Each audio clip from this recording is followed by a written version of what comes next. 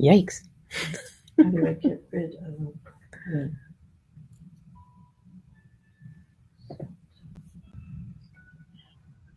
Mm-hmm. You're live and they can hear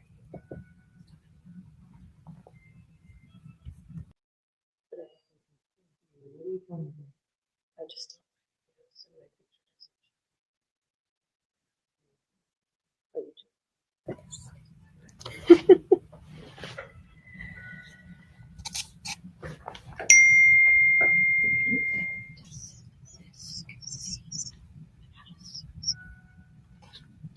Hello.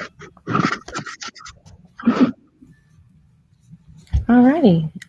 As soon as we have Sheldon on, we'll get started. Sheldon, I just need you to grab the mic, please.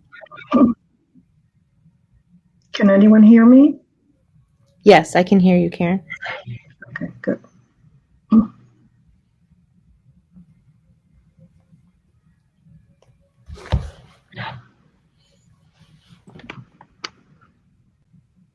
Hello, everybody. Sheldon, we got you.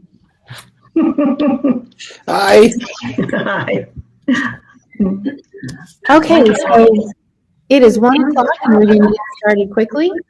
So my name is Mary Jo Brandt, the Chief Operating Officer, and welcome everyone. Sorry, We're getting a lot of feedback, MJ. Yeah. Oh, yeah, that's bad. Okay. I'll be quick then.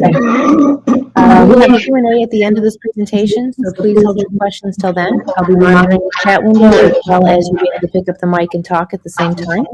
So I'd like to pass it over to our board president, Karen Galmish. Hello, everyone. My name is Karen Galmish. I'm also the president of the board of directors for Guardian Angels Medical Service Dogs. We're so happy to have you on with us today as we share a few highlights from our wonderful first decade. I know I can speak for the entire board. I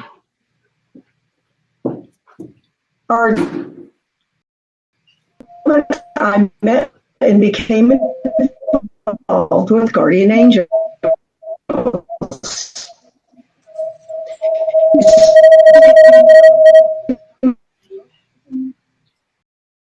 My husband is She's freezing up.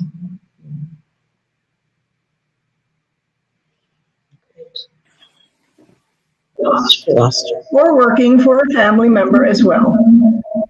It is easy to understand how important these dogs are to the individuals. The impact that Guardian Angels has made on their lives has inspired them to not only go forward with their life in a much more positive way, thanks to their highly trained.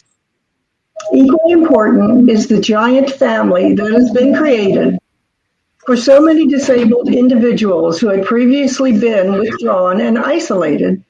They now have become a member of the Guardian Angels extended family.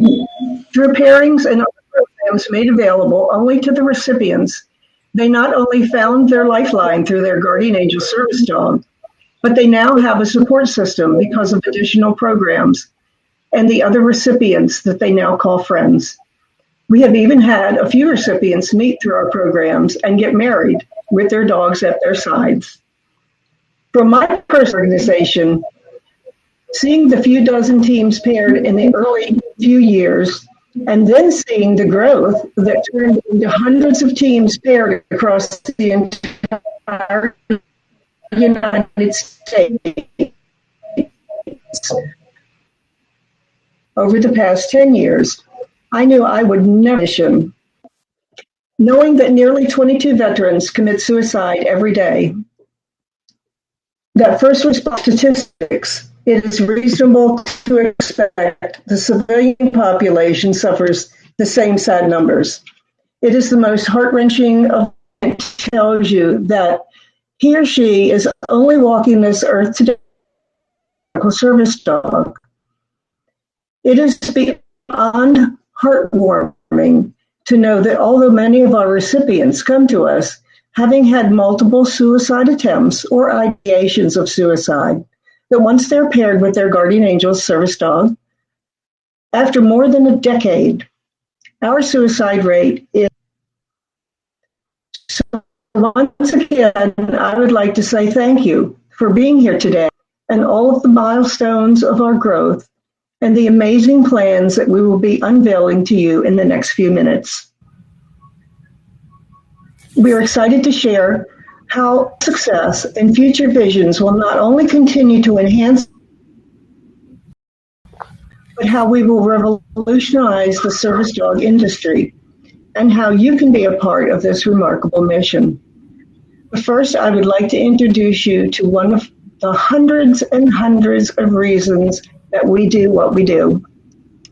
No one can tell you why we are so passionate about our mission until you hear it from the lips of one of our disabled veterans. Please welcome one of our recipients as he shares his heart-wrenching story, Sheldon. Go ahead, Sheldon. Well, good afternoon, everybody. Hopefully everybody can hear me okay. I am a recipient of not only one, I am now a recipient of a second medical service dog from Guardian Angels. My first dog, Roy, I do still have him, but however, he is retired. And I am now working with Patsy. Come here, Patsy. Up. Up. Patsy, pause. Come here, girl. Come here. There she is. This is Patsy. Hi, Patsy. All right. Oh, and there's Roy. This journey for me started many years ago when I was in the United States Navy. I was stationed in the Philippine Islands. I arrived in the Philippines 13 days prior to what a lot of people know as Mount Pinatubo. Was the largest volcanic eruption in a century. And when that volcano erupted, you feel very small.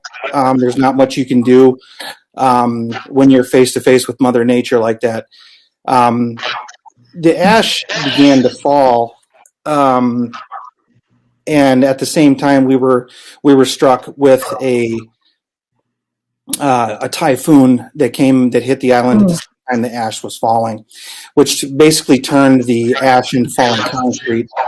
And while I was while this was happening, there was not only so much we could do, to protect buildings, protect equipment, and then we were released, until the aftermath. But while I was off duty, I watched buildings collapse.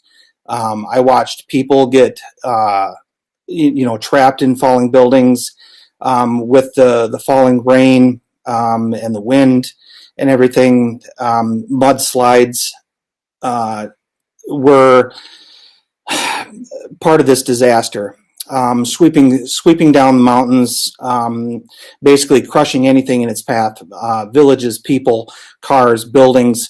People were swept away, and watching little children, run through the streets, screaming, crying, looking for their parents, and knowing that there is nothing you can do, other than to, maybe snatch them up in your arms and run them and get them someplace safe, so they don't end up as a victim to something like this.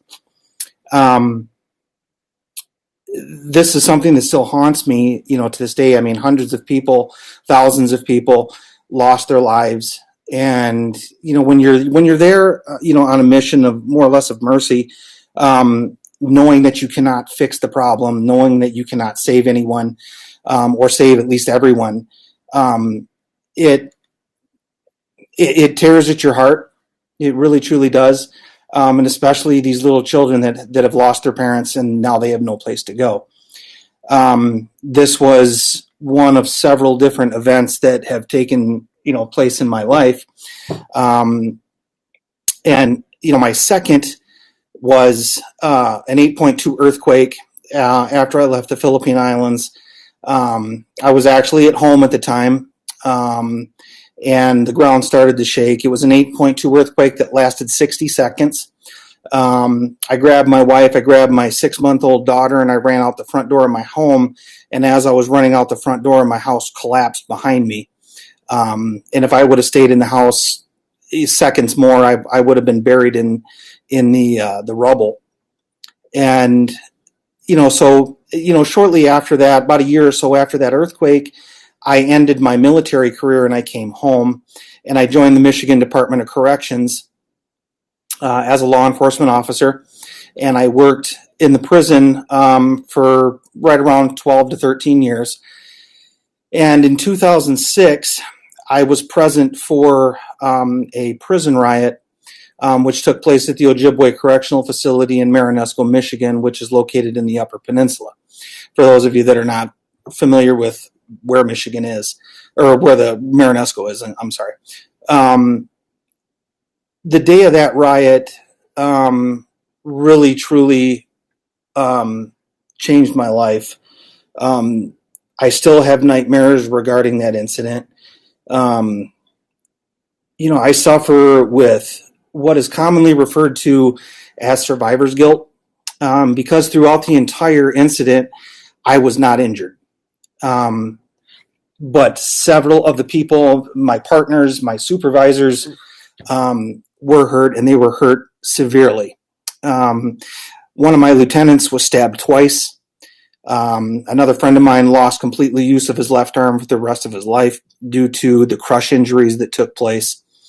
Several of the women that I worked with, the orbital bone around one of her eyes was completely shattered, where she had to have reconstructive surgery.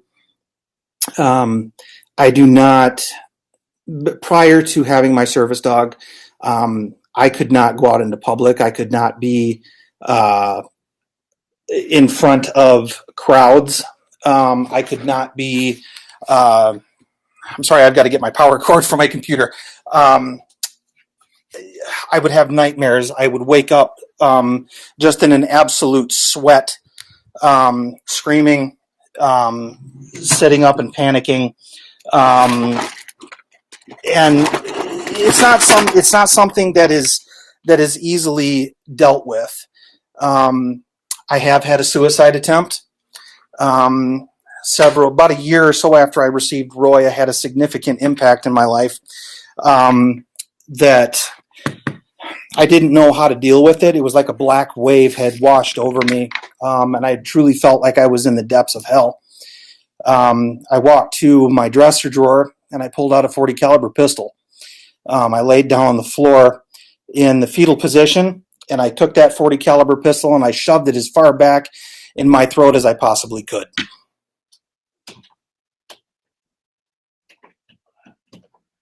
From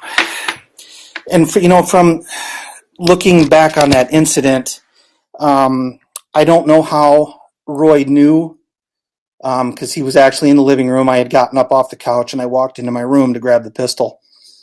And Roy knew.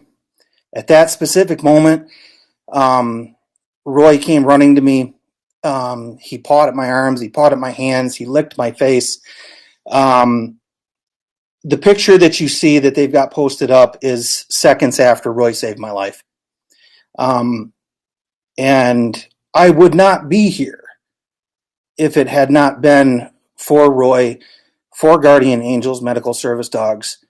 I would be in a box. I would be 6 feet under the ground. Guardian Angels has truly saved my life.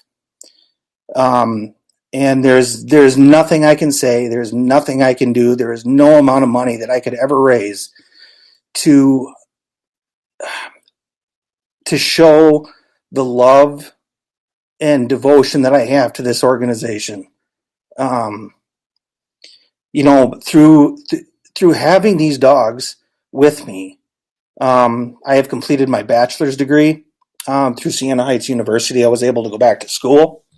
I am now working for the VA, the Veterans Administration, working directly with veterans. I'm working as a nurse, and I am looking at moving into a counseling position so I can work directly with vets that need these types of services. I am completely devoted to Guardian Angels, and their devotion to veterans, first responders, is unparalleled anywhere. Prior to getting Roy, I went on a year search for the right organization, and there's a lot of them out there, but nobody offers the love, devotion, care, follow-up, training, support network that Guardian Angels Medical Service Dogs offers. It's just not there. This is the only organization that offers the types of things that they do. And Carol, I'm looking directly at you. You will forever have my heart, Carol. And so with that, I'll let go. Sheldon, thank you so much. Sorry, hold on one second. F6. Okay, hold on.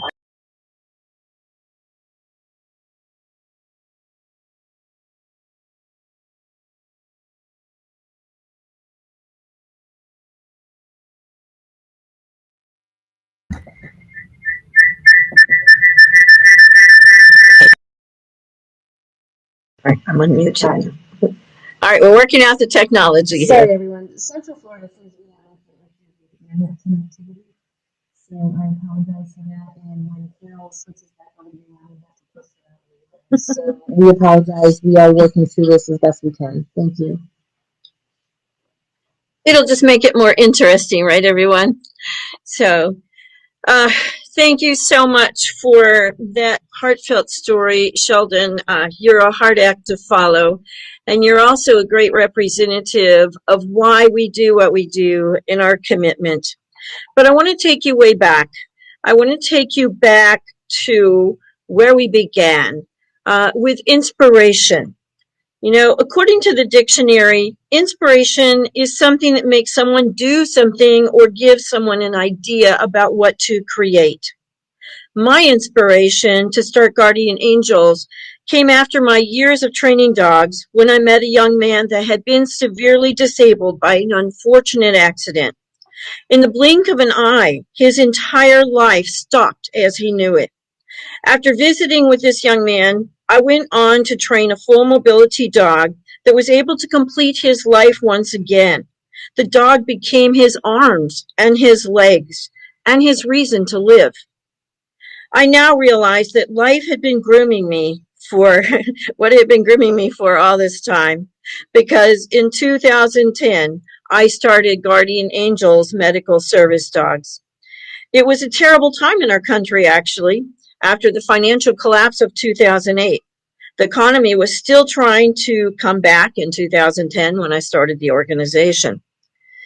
It had impacted many Americans, including myself and my husband. We literally didn't have two nickels to rub together at the time. Yet I was inspired and believed I could help many more people with my amazing dogs. Without money, without employees, and without any experience in the nonprofit sector, I began training and pairing dogs in Florida. I remember our first $500 check. Oh my gosh, I was ecstatic. But then over the next few years, that $500 turned into $500,000 and much, much more.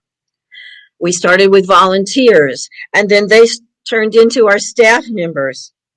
It took me a total of 4 years to even pair our first 50 dogs. As we pushed the borders from not only pairing in Florida where we began, but to pairing in bordering states. Then we grew quickly, and we then started pairing 50 dogs a year. So where we are now is because of action It was my initial inspiration to start Guardian Angels that motivated my actions 11 years ago. Through our dynamic action and help of countless volunteers, board members, staff, my husband, supporting foundations, corporate sponsors, donors, etc., we have spent thousands of hours brainstorming, organizing, and executing on new programs and projects for over a decade. Today, we have over 350 teams paired in 28 states and Washington, D.C. We have individuals working and volunteering for us in nearly as many states, including one group that grew from just a handful of people over the years to 40 people in one city that support our efforts. We have created advisory council and regional coordinators throughout the country, and we enjoy over 50,000 volunteer hours that are committed to us each year. Our organization has grown from just my husband and myself to over 30 staff members. And so I'd like to take a moment to switch chairs and introduce you to the person that has been instrumental in helping me to make all of these things happen. She oversees all of our growth. This is Mary Jo Brandt, my Chief Operating Officer and right hand, and she's going to share with you more about some of these milestones. All right, I got my running shoes on, everyone. Hello. So if you saw that last picture, apparently 5 years in this organization went my hair from dark brown to gray. So y'all, look what you're doing to me. Go ahead, Christine, next slide. So there's been a lot of changes over the past 10 years, 11 years now for the entire organization, and that also goes for the staff. As Carol had said, when I started, I had 12 employees here, and now we're up to we run between 30 to 36. And our staff is just incredible. Like, all of the dogs that you see are because of the work that the staff here does with them. Our dog care specialists, all the way up to when you get trained and paired, and the trainers we send to your home. Like, these people build the foundation of these dogs, and they are dedicated and they care about the mission. But in order to keep these good people, we had to come up with a way to offer benefits, which we didn't have. If you took a day off of work, you didn't get paid for it. So we now offer time off benefits for sick and vacation. We have a plan for health insurance policies. We have 401k. So all of these things are to show value to our employees. You cannot keep staff if you don't value them. The key for all of this is respect. We respect our employees. Obviously, we hope that they respect us. We respect our recipients. But it is a culture that we model from the top down. We cannot be successful without respect in the world as a whole. Go to the next slide, Christine. So for our staff diversity, we have always, for some reason, we have a lot more women here than men. Sorry, guys, but we've taken over this area. We pair with veterans, first responder. We have veterans paired here. Veterans work here. We have diversity. We have disabled people. We have LGBTQ. All of these things happen through natural causes. We don't go out to recruit anybody specific. We just go on respect. If you want to do this job, you're good at this job, we value you here, and we want to make sure that everybody knows that. We do the same with our recipients. When they apply for their service dog, most of this information is volunteered. We don't actively seek it because, again, that is not how we employ people or how we work with our recipients. Once they're paired, we track this data for grants and things like that. But our application process is not based on anything, again, other than respect, and that is the key to this organization. So, Carol, it's back to you. All right. Thank you, Mary Jo. It's wonderful, the job that she does for us here, and makes it so possible to do so many other programs. So the next thing I'm going to tell you about is some of those programs. We have participated in multiple research programs over the years, with the most remarkable being our partnership with Princeton University.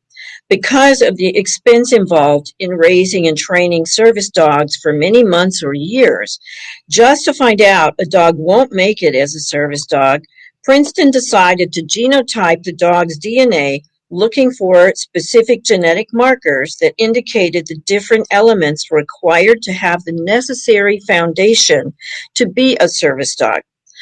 We submitted 59 samples here from our Guardian Angels dogs for their study of 840 dogs. It was determined that only our program and one other organization that has a breeding program were the only two across the board that every one of our dogs had all of the right genes. However, because in my opinion, I believe genetics are only 50% of the equation, I contend that environment and training are the other 50% that can develop or destroy success. Because Guardian Angels dogs are destined to change and save lives every day, I now knew that the dogs in our breeding program started with all the right characteristics. Now I wanted to develop both my breeding program dogs and our rescue dogs to be the very best they can be. Since our breeding program makes up 80% of our dogs and the rescues are the other 20%, I needed to be certain all of our dogs were receiving the best possible training. This resulted in creating cutting-edge programs for our service dogs. I wrote several curriculums that became college accredited, VA approved, and the first of its kind in Florida and other states. We now have an apprenticeship program, have graduated our first students, and it has even been taught to incarcerated veterans. I have also designed proprietary life stages of training for our dogs, driving our success rate 30% higher than the national average. As a result of our training methods, I am humbled and honored to share with you one of our greatest achievements. While all of our dogs are trained to do specific skills to complete the lives of our disabled recipients, thus helping them to live a fuller, more normal life, I would like to share a story of a very special dog and a very deserving individual. As you know, up to 90% of our dogs are paired with disabled veterans and first responders, with a few of those going to civilians.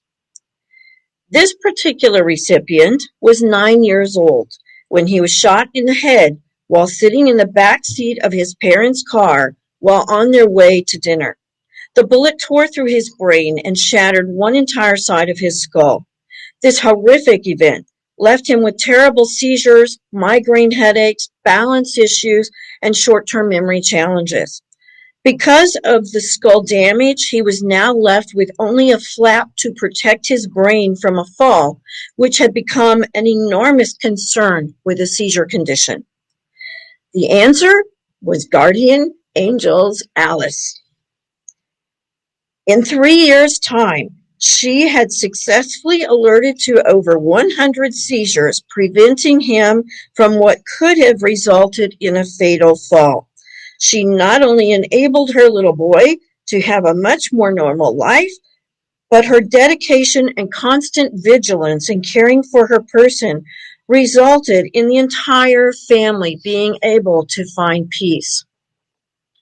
While Alice's story is not unlike many of our working dogs out there across the country today, she became an amazing advocate for service dogs throughout the country everywhere, as she was named the 2019 #1 service dog in the United States and became the first service dog to ever be named the top American dog hero over all categories of dogs by the American Humane, and she was honored on a 2-hour Hallmark television special.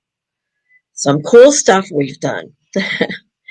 Throughout the past decade, my management team and I have developed multiple programs that have strengthened our support to our recipients and dogs.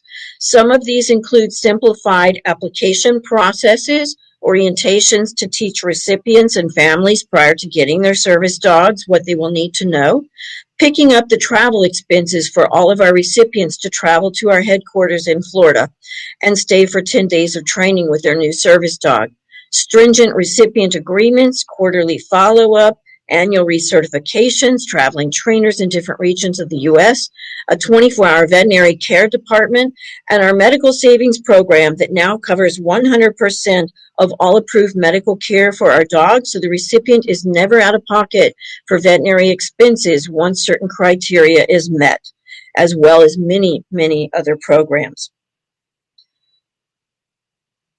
We have also been called on as an industry expert to help create new laws in multiple states.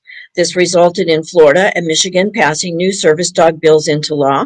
We were invited to give expertise in 2 airport renovations for service dog ADA compliance, both in the Tampa International Airport and the Gainesville Airport. We've been called on to teach service dog laws to multiple judicial systems and attorney groups. As you can see, COVID has not slowed us down. In fact, it has given us time to identify new opportunities and taught us just how flexible we can be to continue our success, such as our modified pairings into other states to save our recipients from traveling during this period and still take care of their needs. We were able to caravan dogs across the country and hold these pairings in multiple states, still successfully pairing 50 dogs last year. We are continuing to do this as COVID is still an issue this year, but we are on track to still pair close to 50 dogs again this year, despite the challenges. It should come as no surprise that our waiting lists have grown to several years, and we sometimes experience up to 40 inquiries a day. After a decade of pairing teams, we are now seeing more of our amazing dogs retiring or crossing Rainbow Bridge.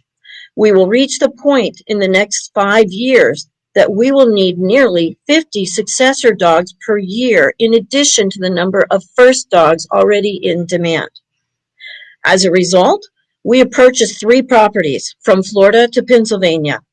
So we will have the space to house, train, and pair more than double, maybe triple the number of dogs per year. We have been designing a state-of-the-art campus that can be duplicated in multiple regions of the United States as we grow. We are currently working diligently on a campus campaign to raise the $20 million for each new campus, with naming opportunities available. We encourage everyone to consider donating what they can to help us achieve this goal. So where are we going exactly besides these new campuses? Let's talk about growth. Growth is the act or process of development, something that hasn't yet reached its full potential. Our growth has been huge already. We have developed new cutting-edge programs that prepare our service dogs and speed up the process for those in need. We have developed and continue to grow wonderful relationships and long-term partners with noteworthy organizations, foundations, corporations, sports teams.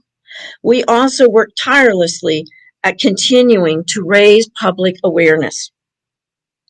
While COVID has been a bitter experience for everyone on some level this year, here at Guardian Angels, we have taken the opportunity to turn lemons into lemonade. Not only have we had to adapt and overcome, as the military would say, but we have also found new ways to grow despite adversity. Just as I was inspired to start Guardian Angels 11 years ago because of the need for our highly skilled dogs to improve the lives of the disabled, I saw another need and acted upon it. With the people losing their businesses and their jobs during the shutdowns of COVID, I decided this was an ideal time to perfect and expand our apprenticeship classes to a whole new level. After all, we were going to need highly skilled people to work in our new locations, right?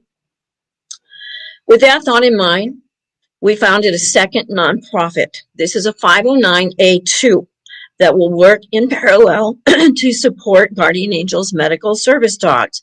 This new organization is called the Borden Institute of Higher Learning. Under this mother organization, we will expand to not only the current dog training and service dog training apprenticeships, but we will also be creating courses for certified veterinary assistants, licensed veterinary technician specialty fields, kennel management, and many other animal industry careers. But as COVID is still raging on, so are we. We are still moving forward with great ideas. Because we would also like to have our own veterinarian and be closer than a 40-minute drive to the nearest emergency facility on that rare occasion that you need someone. And because there are no such services in the counties where we are located, We have also decided to start a 24-hour nonprofit teaching emergency veterinary hospital with physical rehabilitation components. Not only will these be AHA approved hospitals with AVMA approved for our licensed courses, but they will serve our own service dogs in lowering medical costs for guardian angels while serving our economically depressed community with shot clinics and reduced spay-neuter clinics. We are incredibly excited about the new inspirations we have come up with and the action we have taken this past year to launch the exciting new ideas for our upcoming decade. All of our inspiration, action, growth has led us to being recognized nationally for many of our accomplishments. And so this is where our wisdom is all coming together. So, Christine, you can show that slide of some of our accomplishments. These are just a few things in some of our more recent years. So, in closing, I want to touch on wisdom. This is the soundness of an action or a decision with regard to the application of experience, knowledge, and good judgment. The hallmark of our success is that we refuse to let fear of the pandemic dominate our ability to plan our future. Our success has been built on trusting our decisions and having a great management team that acts on those decisions. We have always responded creatively and without hesitation to take on new challenges. So COVID, it was just another challenge. The concerns we have all shared this past year are very real. Yet the principle on which our organization was built have never changed or even faltered. Our recipients still have needs. Our amazing dogs positively impact their lives and even save their lives every day. Thus, we remain committed to our mission. As you have heard me say in my presentation today, there are 4 very special words that we created years ago to apply to ourselves: inspiration, action, growth, and wisdom. These have truly been a winning combination for the reason for our exciting and successful programs that you have heard about today. When we opened our presentation today, our president told you that we were on the path to revolutionize the service dog industry. I can promise you that there is not another organization in the entire country that is doing what we have planned. The first 10 plus years have been successful, exciting, and educational, but the next 10 years are destined to be unbelievable, but only with your continued support. So now, I thank you for being with us. I would like you to watch a wonderful short video that we have planned for you while we put our management team into place and prepare to take your questions. Please be sure to put your questions in the comment column if you would like, and we will answer all of your questions. You can direct them to any one of our individuals. We'll go through that after the video. Thank you.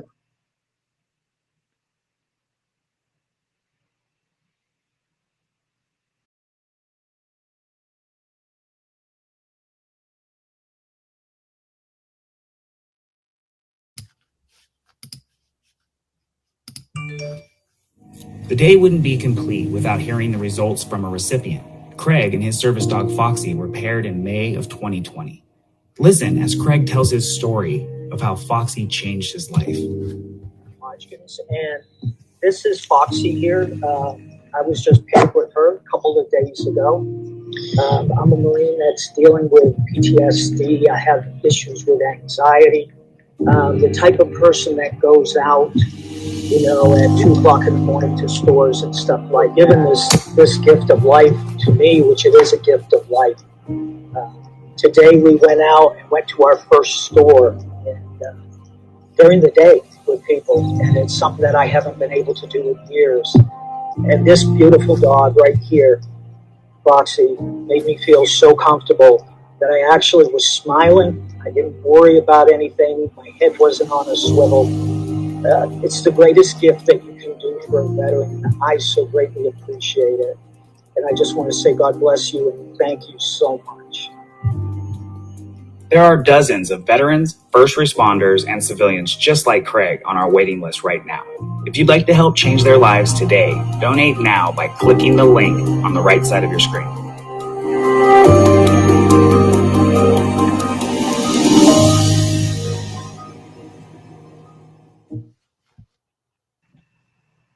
Thank you, Christine, for playing that video for us.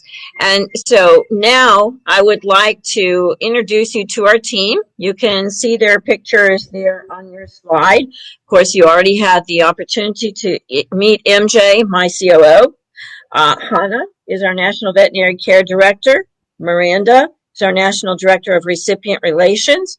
Christine, who's working behind the scenes, helping us with this platform, is our National Director of Communications and Marketing. Barb is our kennel master, Chris is our facilities director, and Jeff is in our development department. So now we would love for you to put your comments in the comments section, and MJ will be sharing with me what those comments are, and we will direct you to the appropriate person or myself, and we'll be happy to answer all of your questions. So Brian has a question. Who do I contact for more information on the PAWS program here in Florida? And paperwork, now that I'm filling it out. I think maybe you need a PAWS program, and that can be the main phone number. Jeff and Kelsey can help you with that, get you the information. Yeah, I'm not sure if you meant the PETS program or the Paw Prints program. Oh. Yeah, if you meant the Paw Prints program, you will want to contact Jeff, and his phone number and contact information will be up at on the last slide as we close. So if it was for the PETS program, certainly find the application on our website, or you can call headquarters and Miranda will send that out to you. Or if it was for the Paw Prints program, then contact Jeff. Excellent. So Chris has a question. How do we PT recipients know where we are on the wait list? And then Hannah posted Miranda's contact phone number, Chris. So if you could look for that, that would be great. Susan wants to know, when will we be training and hiring for the Pennsylvania location? Great question, Susan. Oh, we get that question a lot. We have a whole spiral notebook full of people that are anxious to volunteer and be a part of our organization up there. But if you will send us your resume so we can find out what your area of expertise is, what you would like to help us with, we can be reviewing that. It will be a while. COVID has slowed things down somewhat before we actually break ground up there. But we would love to hear about you now. It's possible that a lot of the training will take place at our headquarters in Florida, and then you would relocate up to Pennsylvania to help operate that campus. Okay, so hearing that our questions are garbled, I got a little closer to Carol here, so hopefully you can hear me. One of the other questions we had was, do we work with visually impaired? Carol? We do not work with the visually impaired. That's a very specialized field. There have been organizations around for 75 years that specialize in that work. In fact, that was the very first service dog in the United States in 1929, was a dog trained to help someone with visual impairment. Other types of service dog organizations like ours did not begin until the 70s and 80s. So that we still leave to those people that specialize. We do everything else from diabetic alert, PTSD, seizure alert, full mobility, and a few other things. Have we considered working with standard poodles? We absolutely love standard poodles. They're very intelligent dogs. The problem is that there is a lot of grooming involved, and a lot of our recipients are not always able to manage keeping them brushed or groomed, or not be able to afford those expensive poodle cuts. So as a result, one of the breed that I primarily specialize in are German Shepherds. Those were actually the very first service dogs used after World War I. There were about 4,000 of them trained to help the soldiers that had been blinded by mustard gas.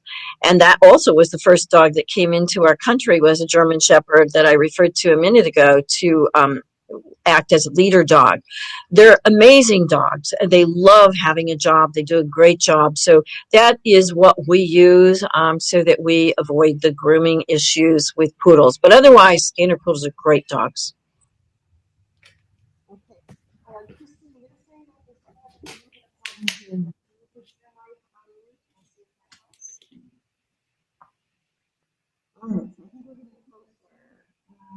You can hear Carol, but not me. So what we will do is have Carol repeat my questions for you. How's that? All right. Carol will please repeat the question. So other than not hearing us, we're getting the Jeff Albertine will be posting his information in the chat box for a couple of you. And I think we have all the questions. Okay. All right. So if there are no other questions, then I want to warm-heartedly thank you for being a part of our presentation. I apologize for any technical issues that we may have had, but hey, we're dog trainers. we aren't techie. But thank you for bearing with us. I hope you got some great information from us. And please contact us at headquarters or the numbers that you see there if you have any other questions. Oh, and Christine, would you please put the Jack Wagner slide back up? The puppyhood and raising of our German Shepherd. Oh, we have another question. They're asking that I explain the puppyhood and raising of our German Shepherds. We have very select genetics, as you heard when I spoke about our Princeton research project. We have continued that breeding program for many, many years. The dogs start, we have 6 different life stages of training, and those are all based on the mental capacity for learning that the dogs have. We do a lot of different training at different stages, from the basic obedience to socialization, confidence building, desensitization, public access work, and then of course the advanced skill work. So we work very closely. All of our trainers, we have different level trainers, and those trainers are each assigned to different life stages. So that is what they are experts in until that puppy grows and graduates out of a particular life stage into the next life stage. We were asked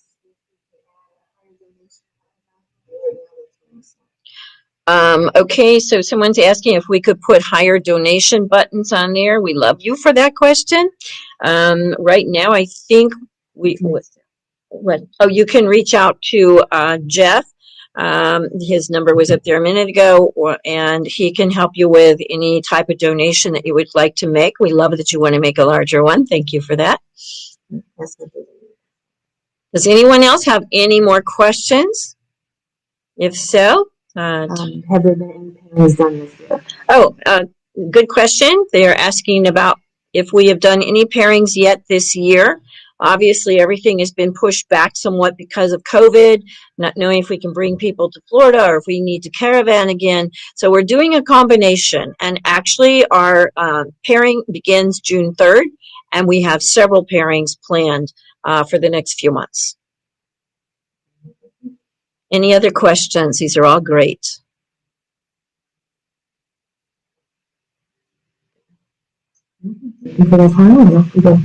All right. Thank you again for being a part of our presentation today.